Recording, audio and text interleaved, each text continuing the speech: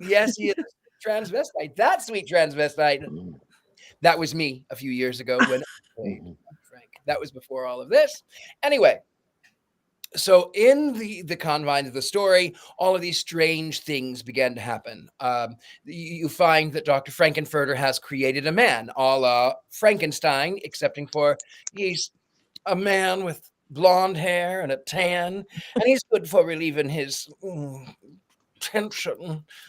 So Brad and Janet are, of course, invited, along with the Transylvanians, to see this creation, that spark of life itself. And then everything goes awry. Everything goes awry. Rocky is.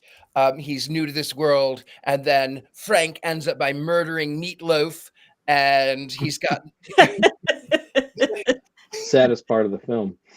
Well, I don't know. I mean, I like the part where they're having dinner, and he says, well, he doesn't say it, but it's implied. Meatloaf, anyone? Anyway, Mhm. so that's kind of the fun part for me. But I'm getting ahead of myself. The doctor, there's another doctor who comes in, Dr. Scott, who has been investigating all of these strange comings and goings. And you find out that Eddie, Meatloaf, is the boyfriend of one of the girls who is in the castle and one of the Transylvanians, or not. And then Frank has an affair with Brad and Janet, and Rocky has an affair with Janet. And then you find out that they're aliens from another planet, and Riff Raff comes in to sing a song, Frank-n-Furter, it's all over. Meanwhile, Rocky, the creation, catches the body of the now deceased and fallen Dr. Frank-n-Furter and carries him up the RKO radio tower a la King King Kong. Kong. Mhm. And then, of course, in the end, they're all sort of, the castle sort of flies back into outer space, and crawling on the planet's face are some insects known as the human race. That's sort of where it ends. If you want more, you'll have to come back and watch Shock Treatment. I don't really recommend that. Anyway, No. with that, if you have not known what Rocky Horror was, you can go watch that film at your own leisure. You thought I was going to say something else, but I was not. Heather Green, you are definitely a scientist in all of this. You are definitely the one who has been investigating all of these strange comings and going, and I bet, my dear, that you have some fascinating things to tell us. I do, but I have to put on glasses that I can actually see out of to read. So hang on one second. Let me switch. So, oh my goodness. Wow, daylight. Um, so yeah. So first of all, do have some facts. I'm going to give you some 5 things to know. Although there's probably thousands of things to know, but actually, I'm going to start with saying this movie is meant to be with performances. So if you just watch it on your screen and have never seen it before, you're probably going to be like, "What is this?" Because this is more than just watching a movie. But we'll get to that in a second. So number one, context and history, just like I always like to start. Then number two, the rebirth of this movie, and we'll get into that. Then the cast, we can't skip that, and then we're gonna talk about what kind of themes are rolling through this and what this movie's really about, and then discuss cult films. I have some interesting things I wanted to bring up to give you guys something to think about. So first, let's talk about the movie. Do you guys know it's almost 50 years old? It's going to be 50 years old next year, so expect to see a lot of Rocky Horror stuff next year. It was released as a movie in 1975, but before that, it was actually a stage play. It started in London, um, went to the West End, and then came to LA. That's where you had Meatloaf was two of the characters in the LA version, and some of the people in the film were actually in the original London cast as well. So I'll get to that in a second. So that's how it started. And then they said when it came to LA, oh, let's make a movie out of it. So in 1975, the film was released. It was a bomb.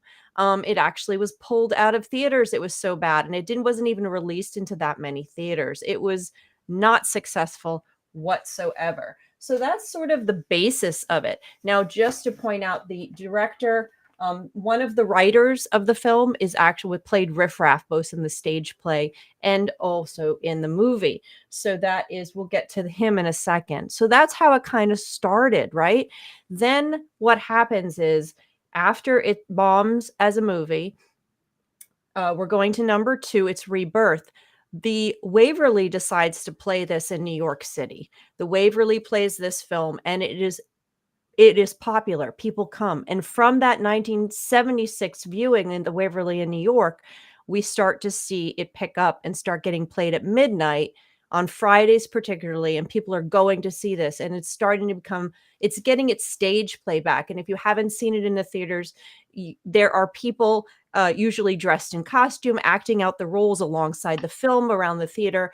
People scream out at it. It becomes an event. It's not just a regular movie. And that picks up steam, and it's been doing that ever since. In fact, it is considered, hang on one second, it has the award for the longest running movie release of all time. This movie was released and has never stopped playing in theaters since 1975. Maybe a short run between the time 76 and 75. I don't know. But it's been played since 1976 in theaters, which is absolutely incredible.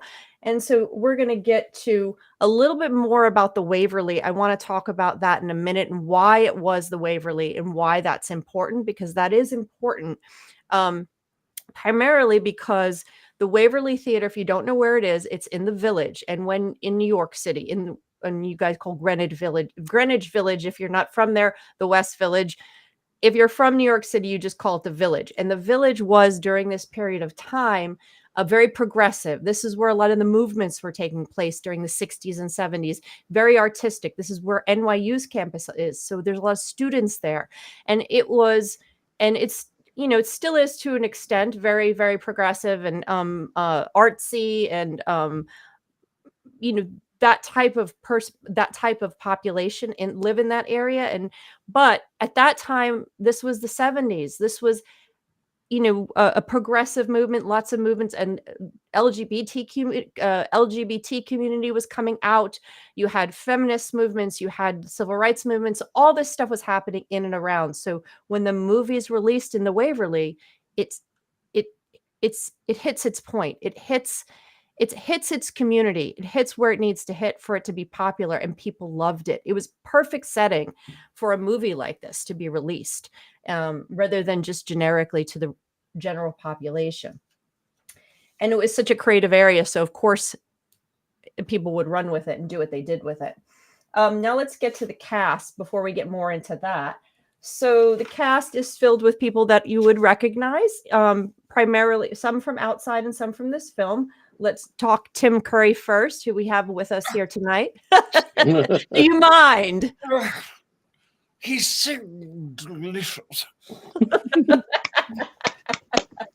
So he's an icon all himself. He was in the original stage play in London. He is also known for Legend. If you saw him there, he is Darkness from 1985. He was in the Clue movie in 85. He has also been in a lot of stage plays and won a Tony Award, and several Tony Awards, actually. He was Gomez at one point.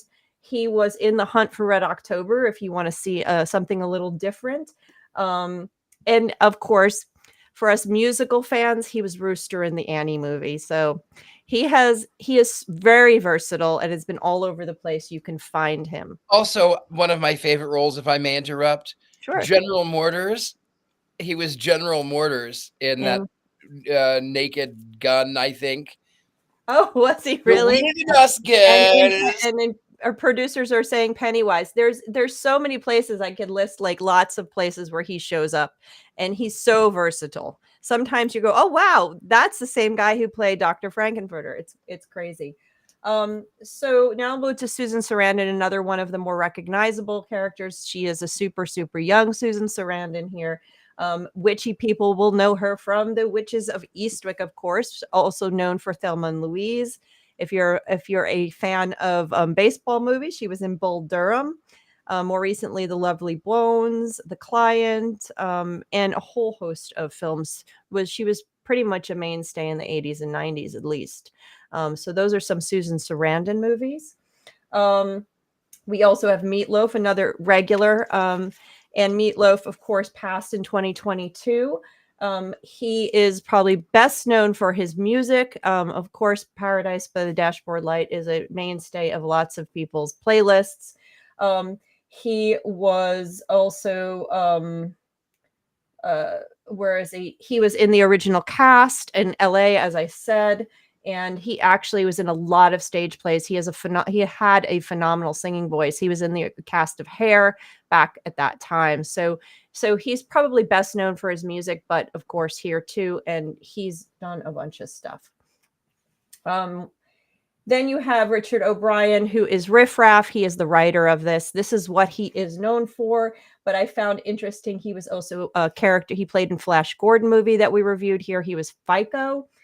He was in the Dungeons and Dragons movie. And he's Phineas and Ferb's daddy, which I thought was hysterical. I don't know if anyone knows who Phineas and Ferb is, but if you don't, Oh, of course. he's the voice of their father. Bowling for Soup does their theme song. I love Phineas and Ferb. Phineas and Ferb is a great cartoon. And he was in Elvira's Haunted Hills. So we also have a few others to mention. There's Barry Bostwick. He plays Brad, and he's pretty much known for this. Charles Gray, who's in tons and tons of movies. Diamonds Are Forever is what he's best known for. And then two other actresses who played Magenta and Columbia, both were in the original cast in London. They are best known for this as well, although they have done other things. So that's sort of the cast. Let's just roll that out. But I want to get back to what this movie is about. So this movie is about really a tribute to science fiction movies of the mid-century, to horror schlock movies and B movies. It's really a tribute to all of that is one of the layers of it. If you don't know what schlock is, a B horror movie is Roger Corman from the 50s.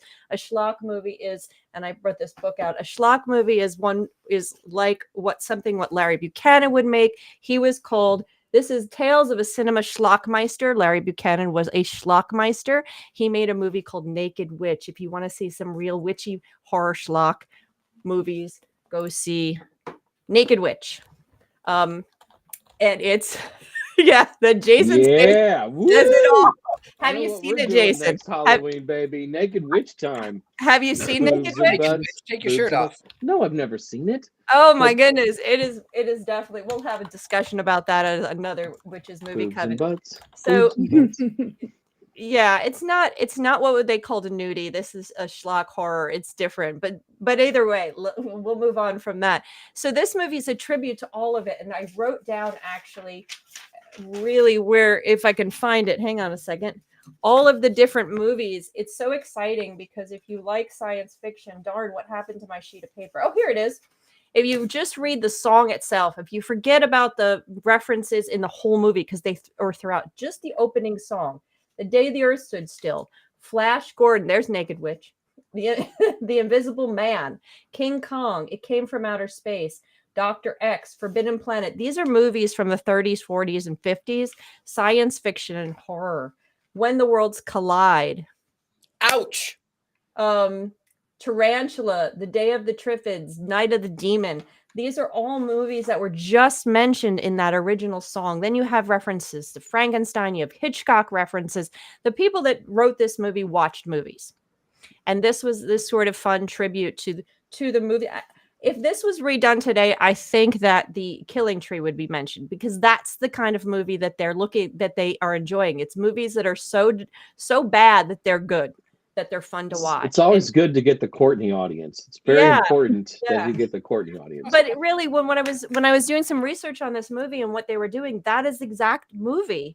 That the kind of movies that are just, that's a schlock movie. That's a schlock horror. And it's just really, you get that kind of comedy going, even though it wasn't intentional necessarily. So that's what this movie is really about. It's this tribute to these old movies and the guys knew what they were doing because you see it throughout, and we can talk about that if we want more. And then finally, my last thing, and before I let somebody else talk, is the cult aspect of this. And I think this is really interesting, and I want to bring this up, and I want you to think about this. So as I mentioned, this was played at the Waverly, and it became a film that really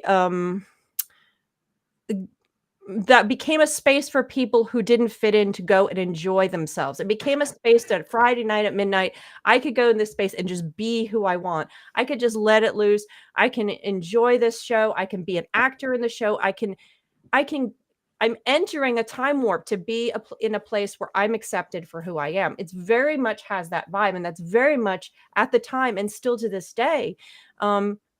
It allows for that. That's what it allows for. That's what the castle is that space, right?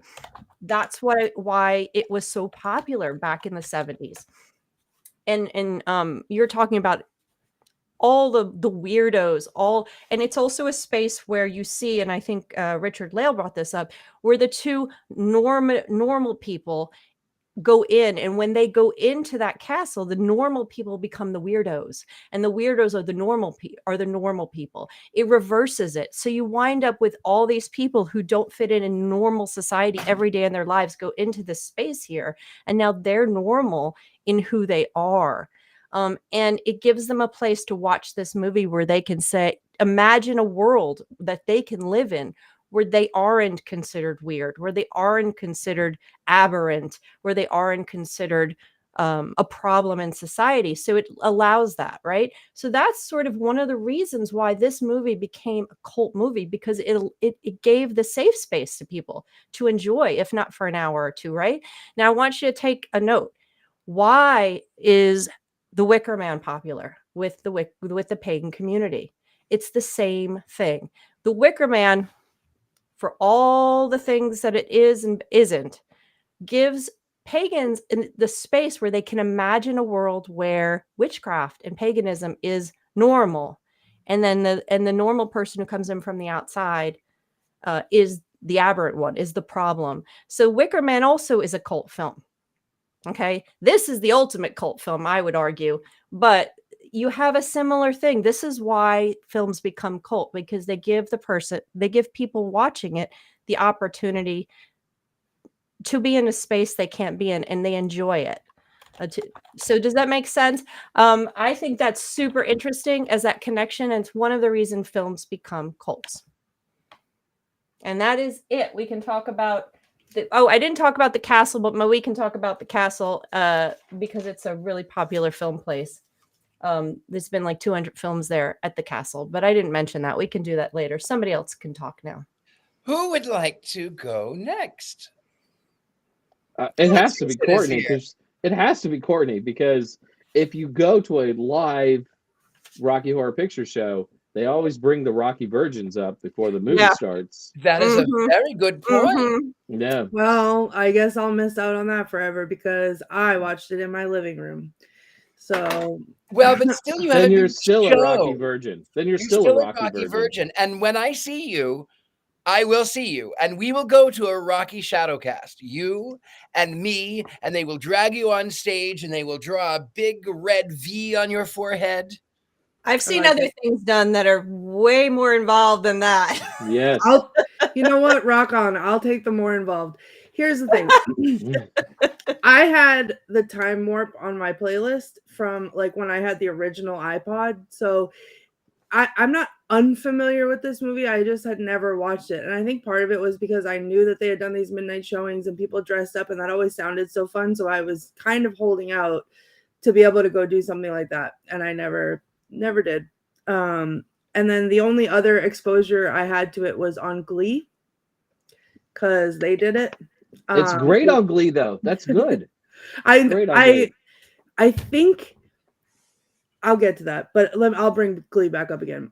So I mean, I love every song in this movie. I love the soundtrack. It's so catchy and fun. In my life, have never taken acid before, and I feel like I don't need to now because that's what it felt like when I was watching it.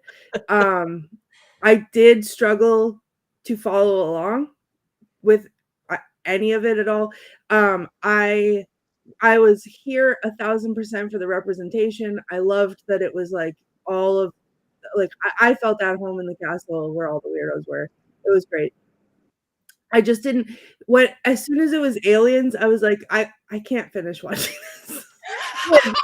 I forgot. I did. Forgot. They are aliens, Courtney. But they came out in those like whatever those weird suits, and they were like, "We're taking over. Get the transfer beam." And I was like, "Oh, okay. It's all over." Yeah, that was all of the other stuff I was here for, but that part crossed the line for me, and I just couldn't. That was it. I couldn't deal with it after that. So I did finish it. I did watch it. I watched the whole thing. I enjoyed all of the songs. I liked everything else about it. But as soon as it turned into aliens, I was like, I can't even, I can't do it. So I didn't mind it, Heather. I didn't mind it. Well, I'm glad you didn't mind it. Yeah, I would go see it. I would get dressed up. I would go to the thing. I would go see it again.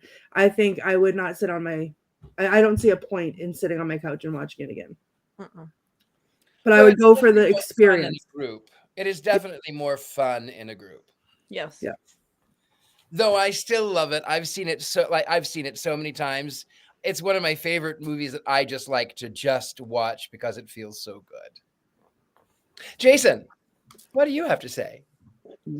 I have now some of this I'll do in the minute because I had a weird experience with Rocky when I was much younger, but I've seen it many times live, and you really have to see it live for the real experience to kick in. You have to throw the rice, you have to use the squirt guns, you have to yell slut at the right particular moments. You have to do all of those things to truly enjoy Rocky Horror. I remember when this movie used to run on VH1 at Halloween, basically in a continual loop back in the days when people paid for this mysterious thing called cable television.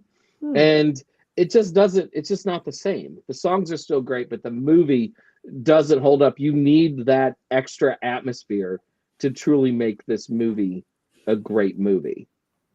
Roger Ebert agreed with you. He said back in the day the movie was terrible, but it really is a stage play. It should never been a movie, and that's exactly what happened to it. It went back to being a combo. Absolutely, it's so much better like that. It makes no sense just sitting there watching it with your popcorn on a Sunday afternoon. Because you have to sing, you have to get up and dance, you have to take that jump to the left and then a step to the right. You have to put your hands on your hips and pull your knees in tight and do the pelvic thrusts. There's no other way to watch this movie. You can't just sit there and watch the film. And you can't sit there on your couch and watch the film. If you aren't doing all of the things, you're really not participating in the Rocky Horror Picture Show.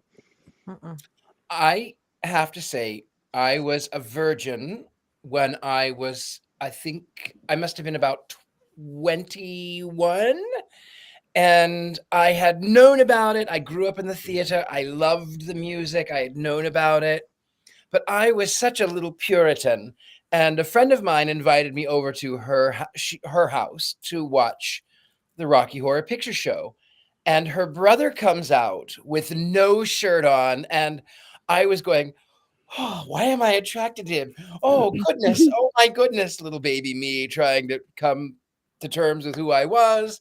And then Frank comes out, and he's definitely, well, to quote Donald Trump, everyone was saying, wow. So then they had me, my friend says to me, oh, take your shirt off. Take your shirt off. And I was like, oh. Clutch those pearls, Richard Lale. It was such an awkward thing for me. But I grew up listening to the music. And then one day I was doing a show called Dream Sequins. It was kind of a musical throwback to the 70s. Sequins, like the shiny object and not sequence, but Dream Sequins. And we did sort of a menagerie of classic songs from the 70s.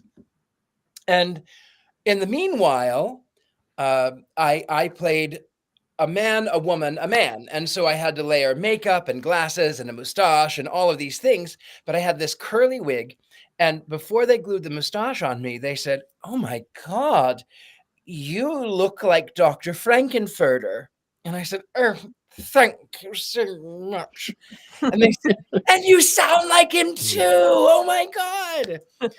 But the funniest thing I have to say about the Rocky Horror Picture Show and a personal witchcraft for me is that I love the film. I love it. I watch it all the time, and I love the film. I put it on in the background. I just love it. Years ago, I used to, as you know, I was a Hollywood celebrity impersonator before I did all of the other television things. Well, some of it while I was doing. Mostly it was Willy Wonka. And then I needed a change, and I decided that I was going to be Dr. Frank-n-Furter. I was indeed, this was what I did. Holy crap. So awesome. That was me. Wow. And I was out working one day. And I skipped ahead. I had a dream. I had this dream that I was standing on a street corner dressed like that. And Tim Curry and I meet at this crossroads. And Tim comes up from the other direction, and I'm going in this direction. And Tim is wearing his black turtleneck. And he says, that's nice. And I woke up. I thought, okay, that's funny. That's funny. Ha ha. I dreamt of Tim Curry. So I'm out working one day, and I'm wearing the corset, and I'm wearing the 9-inch heels, and I'm doing it. And it was a little bit chilly, so I had the jacket on from the he wears a leather jacket with all the patches and things. So my friend, who's Italian, she says to me, baby, oh my God, you have to come down. You have to come and see. Tim Curry is going to be at the Book of Soup or Soup of Books or whatever it is. He's going to be in West Hollywood. You have to come. I said, no. I'm not going to go dressed like this because he's going to hate it. And there's going to be hundreds of people. I don't want to deal with this. She says, baby, please, you must come. You must come, please. And her pleading made it so that I said, okay, you know what? I will go down to West Hollywood and see Tim Curry. And I got in my hearse and I marched across the street when I parked, and I in those giant heels and 10 feet tall with the hair and the whole thing. And I go in, and there's only like 10 people, and no one is in costume. Not a single person. None. And then Tim comes in. He's wheeled in his wheelchair, and he looks at me and he goes, that's nice. The fact that I had dreamt it the night before, and then there it was exactly verbatim. So there is a little bit of a personal connection there. Tim Curry, 2017 Book Soup. Yep, I was at that event right there, 2017. And then the funny thing is that while Tim is in his chair, I was standing next to him, and I said, Tim, I just want to thank you. You are such a brilliant performer. You have inspired so many people, and you are so fabulous. And he says, what a lovely thing to say. And then he reads my jacket and he says, Evil 69. That's nice. But it was Tim, and it was really lovely that I got the chance to actually meet one of my childhood heroes. That's beautiful. Who wants to talk? I think we need Heather's first experience seeing Rocky Horror. I saw it in New York multiple times at midnight. Not at the Waverly, though. I don't know if it was playing at the Waverly when I was going.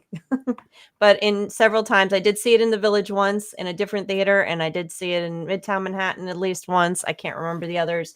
So yeah, I saw it the first time when I was in college or high school. I can't remember when it was, and all through then when I was living in New York. I haven't seen it at midnight since then. Since I've been in Atlanta, they're actually playing it this Friday night at the local theater over here that's doing a showing, so that's going to be there. We're not going to be able to go, but I would go again. And I've seen it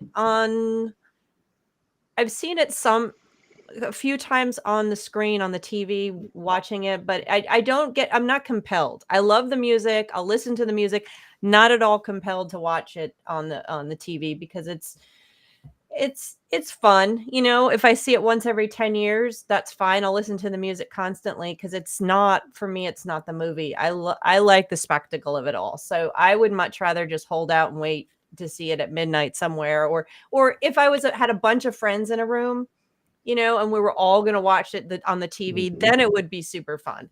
But just to sit down on a Sunday, like I said, to watch it, that's not what I'm going to do. I'd rather just put the music on. I'm with you guys on that one. So, because I love the music, and I'm going to tell you, every single pagan event I go to that has a DJ plays the time warp, and anybody in the vicinity gets out on that dance floor. So especially at a wedding, that's the best. Weddings, I've heard it at weddings, yes. But I really love them when they're played at funerals. It's the best.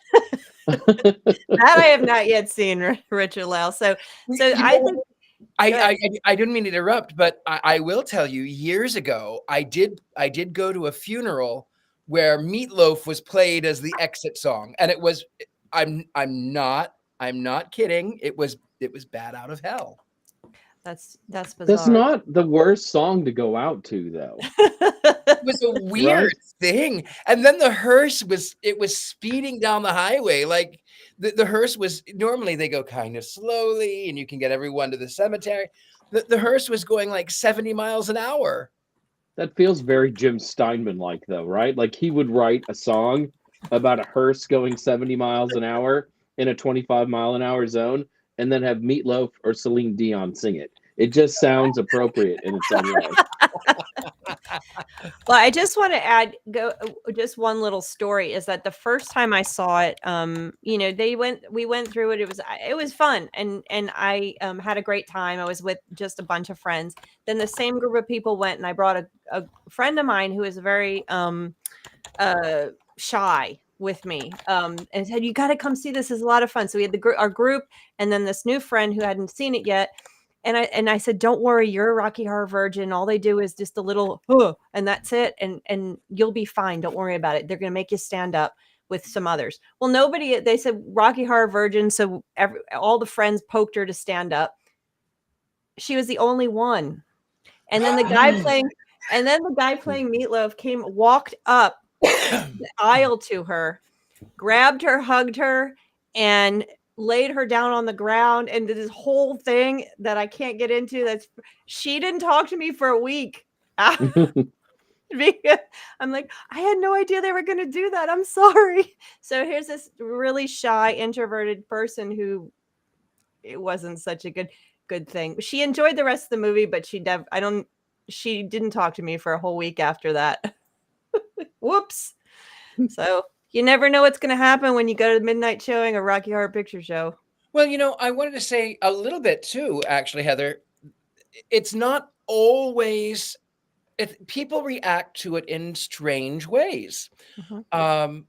You know, I was fine for a couple of years. I was tired of Willy Wonka, and I wanted another character to my repertoire, and I effectively did Dr. Frank. But in about 2015, 2016, there was a whole major shift. And I recall, I'm not going to get political, but I recall people coming up from Orange County, which is a lot more conservative. And they would yell at me with placards, and they would hit me with signs that read him for president and Jesus and all of these things. And they would yell, "You ain't gonna dress like that," when he is president. So I had to start really protecting myself. And it was the first time I ever actually had to do that. I had to carry pepper mace, and I had to carry a taser. But the funniest thing is, from that reaction to another reaction, was the people who didn't know that Dr. Frank-n-Furter was a character from a movie. And I would have people, like, for instance, there's a fellow from Belgium who walks up to me. I was outside of the Hard Rock Cafe. And this fellow walks up to me, and he leans over and he says, "I like your transvestitism." I said, "Thank you."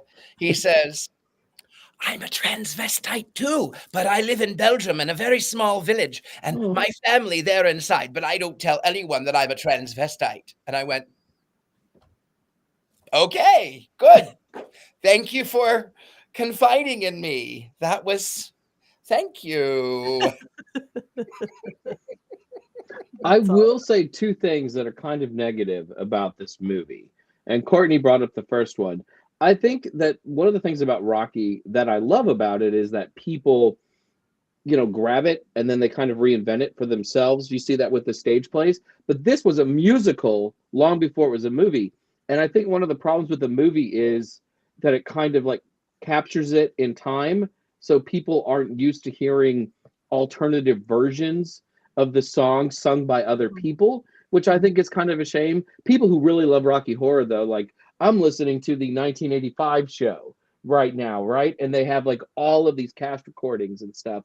And to me, that's really fun because it's great to hear other people reinterpret this stuff, which I think is what Rocky Horror is about. And the second bad thing I'm going to say about this movie, and I still love you, Richard Lale, is I think it putters out towards the end. Like after Meatloaf like dies, like the energy in the film sort of drains. It does. It really does. And it always kind of made me sad, that there's so much like the opening first 40 minutes are like so electric and so powerful. And then there are cards for sorrow, cards for pain. And I've seen blue skies through my tears in my eyes. Like after like Meatloaf and then Touch Me, it's like I feel like I could just walk out and I feel like I wouldn't miss very much. And then you get to go home. I'm not wrong about that. Okay, that makes me feel better. Because it always feels like the last 10 minutes of the movie take 30 minutes. It just crawls so slow. I was actually surprised when I was watching it because I'll be real honest, and this shouldn't come as a surprise. A lot of movies that we watch for this show, I'm checking. I'm hitting the remote button so I can see how far the bar is. And usually I'm checking at like 5 minutes in. I'm like, wow, it's only been 5 minutes. Great. And this one, when I checked the first time, it was like 35 minutes in. And I was like, all right, we're doing good. And then I didn't check again until the end. It was like probably about 10, 12 minutes left. And then I think I checked 6 times after that. The other things that people bring up now that they get upset about with this movie is Dr. Frank-n-Furter, when he goes into their rooms, essentially is raping those two characters. That's brought up a lot nowadays because some of these things would have passed as not a big deal back in the 1970s for films, at least. And they also bring up the use of the word transsexual, which is not really used anymore in the community, and that becomes offensive to some people. So there's some things in here that just really don't translate directly. What was that, sir? Translate, yes. And there's some things that don't work now just purely as a film. Now, as a theatrical performance, it's a different thing. As a cult film, obviously people aren't rejecting this. And I was reading one discussion where it said you're going to get upset about the rapes, but he had already killed a person, actually had them eat him, and a number of things. So there's a lot of wrongdoing on Frank-n-Furter's part. He's not a good guy. He is not a good guy. But he doesn't hide it. No, it's out there for the world to see. And he has that irresistible charisma, though. Like you hear that voice, you hear those songs, and even after he murders somebody, you still want to be in that bed with him.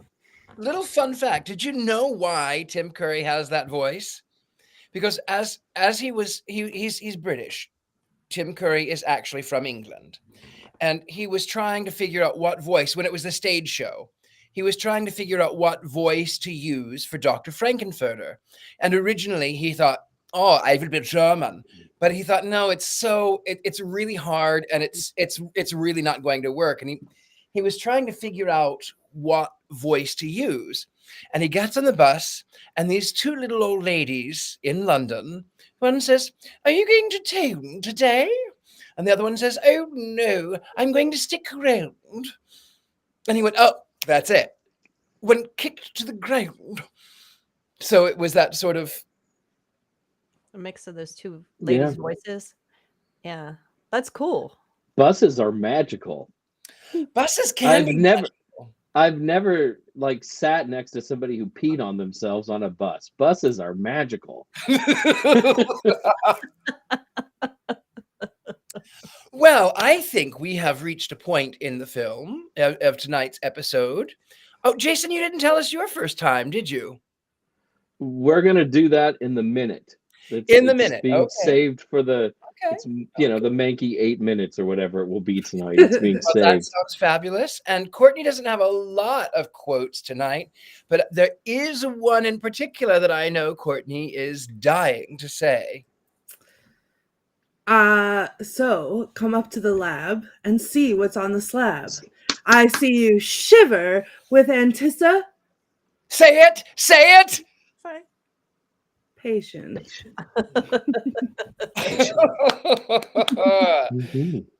Very good, Miss Courtney. I'm no Richard Lale, but no, it was very good, darling. Patient. Oh, I have another little story to tell you about Dr. Frank-n-Furter and me being the role.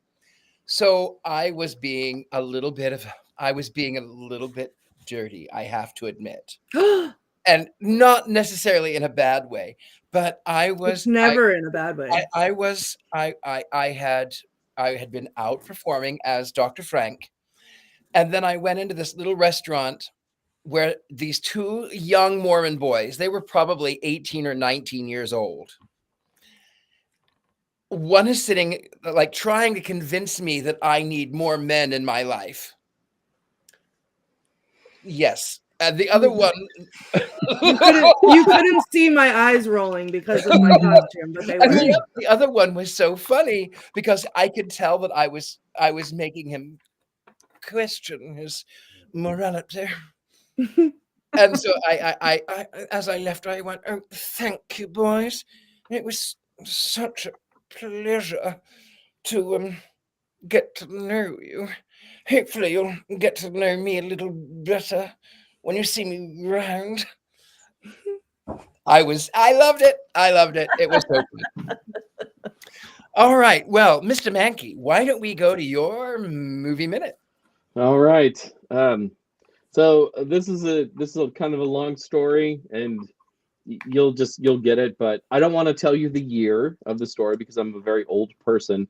But it was back in a magical time before cell phones, Ubers, streaming television, microwave popcorn, and possibly even the wheel. Yes, This story comes from the long, long ago, an age before social media, which meant young and dumb Jason got away with a lot. You won't find a video of 18-year-old me. No siree. And thank the gods for that. I want to take you on a journey to that bygone era and visit the town of Cape Girardeau, Missouri, home of Southeast Missouri State University. And yes, that's a real school. Back when I was mostly a harmless little freshman. Not only was my freshman year a magical time before electricity, in the fall of that year, I had my first college girlfriend, and her name was Bonnie. And oh, she was Bonnie. A lovely Bonnie lass. And she took my breath away the first moment I saw her.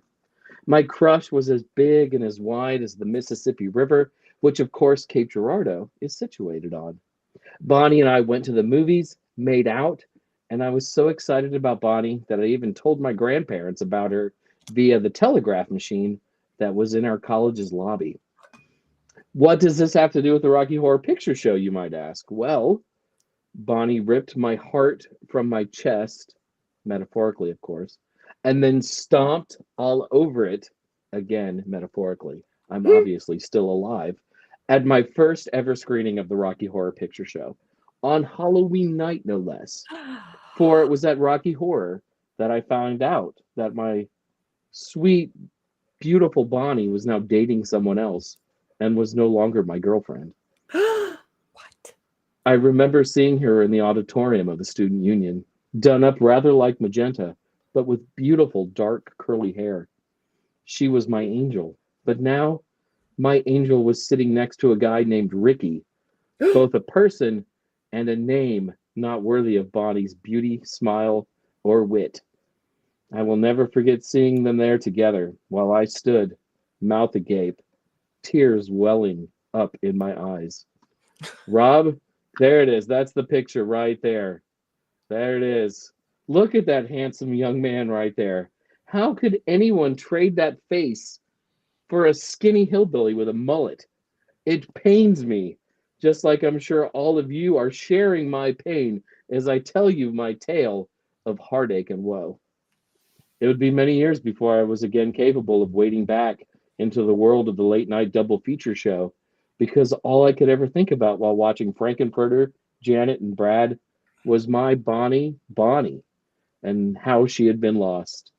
And yes, that's why I cry when I hear the time warp. At midnight that evening, I crawled into a van headed to Nebraska for a school trip. Seriously. In a desperate attempt to get over my heartache and pain, my headphones serenaded my ears with Christmas music. Yes, Heather, that is the real reason I listened to holiday music so early in the season, because my heart was broken by a she-devil majoring in elementary education. The only thing that could repair my broken heart that night was the Carol of the Bells. While working on tonight's piece for the Minute, I looked up Bonnie to see where she was now. She's currently on her fourth husband, has 9 kids, and is living at some sort of radical commune in Idaho where she grows potatoes. Life has not been kind to her. And Ricky, the mullet-wearing man who ruined my Halloween and ruined a perfectly good film for me for years, well, he's where he belongs. In jail. Boom. Done. Wait, I have a question. You didn't clarify something. I have the editor. When exactly did the breakup happen? Did you get to see the movie and it happened after? Was it halfway through, like right when like he kills Eddie, or was it before and you had to leave? I entered the auditorium and saw them together. And you never saw the movie then? I did watch the movie through All by tears yourself? and pain. I was with some friends. Heartbroken. I was with some friends, but it did, it was hard. And I was going on a school trip. Like, we did leave in a van at midnight, like, because the showing was at like 8. And then I had to go pack my bag and get on a van and go to Nebraska, where broken hearts go. But I remember listening to Christmas music, trying to feel better. Hold on. Now I have a song in my head. This is not okay.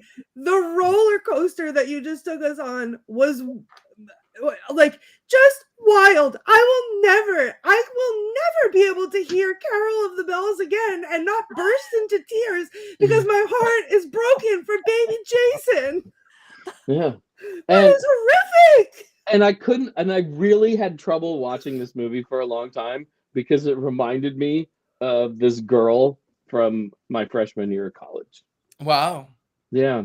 I mean, my life is great.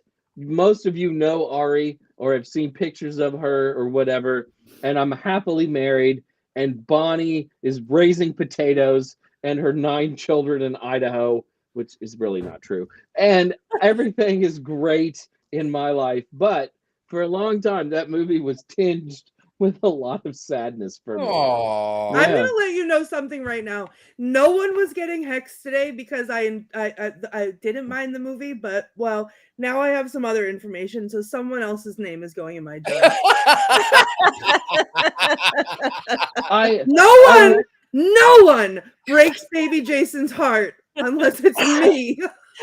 Do you want to hear like the saddest coda to this story? So it's the spring, and Bonnie asks me to go roller skating with her and her roommate, and I was like, oh, the door was open, and I was like really excited. Wait a minute. After this whole event, or After before? this, yeah, and like a couple of like 5 months later, right? And and I was like, wow, like this is it, this is my chance, right? And then I find out that like the boyfriend is just out of town for the weekend. Yeah. A word comes to mind that I would scream in the showing of Rocky Horror Picture Show at midnight. And I'm not going to say it because this is a family show, but let me guess. Is the word something that is only used in polite society at a dog show? No, but that's another one. I was thinking of I assume she's thinking of a word that rhymes with rut. That's the one. Yeah, because that's what we yell about Janet. Damn it. Oh, yes, I guess. I want to screw. Well. Yeah. I'm sorry to bring up the tale of. I will literally never recover from this episode. I hope it's funny. I hope it was funny because my life is great, and I listened to the soundtrack all day today, and it didn't make me cry or didn't make me sad. I thought of her for like a tiny second for the first time in maybe 15 years. Life is great. For Jason. Life is great. That's great. But baby Jason is all I can think about now. And I will never recover from this. You thought it was funny. I literally am going to cry myself to sleep about this story tonight. Well, I suppose now that we have petered out, I suppose we should, in the end, like Jason said, we sort of drag towards the end. We should now vote. And I want to see if you could vote here in the comments. One's up, one's down. I want to see all of your ones up or down. And for tonight's meeting, I have prepared a toast. Oh, beautiful. I have a bone because to pick I thought like, there was a lot of bones in the movie.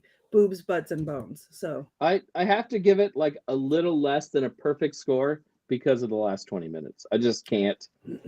Right? Because the last, yeah. I'm gonna give it wands. I'm giving it wands up for the fact that I know I would love the experience of it. I'm giving Bonnie wands down.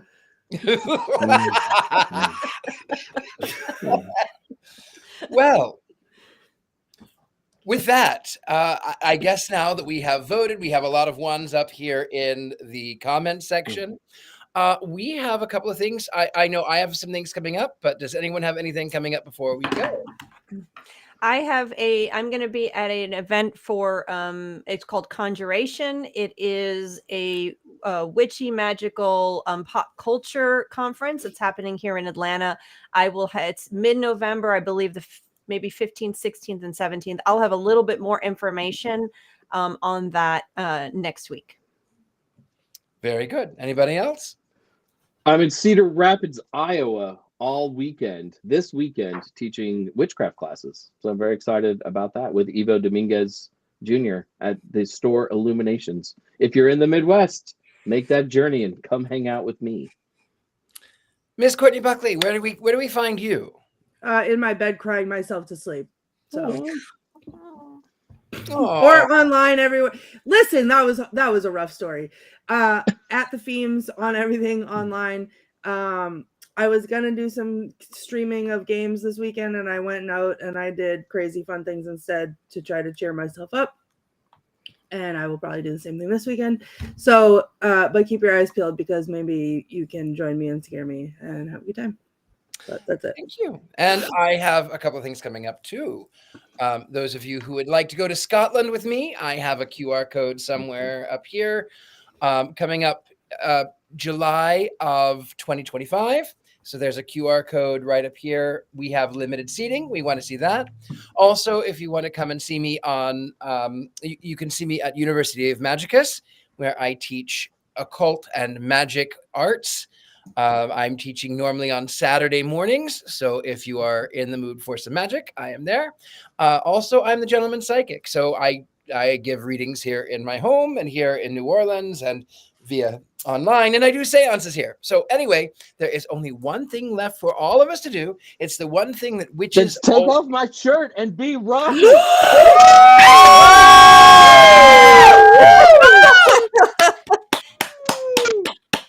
Oh, Rocky. How? Oh, I guess. Damn it, Janet. Next week we have Hellbender next week. I have never seen it, so I'm looking forward to see Hellbender. I know you will be excited to see Hellbender. And now we are all going to laugh and laugh and laugh and cackle. Here we go. Count of 3, 3, 2, 1.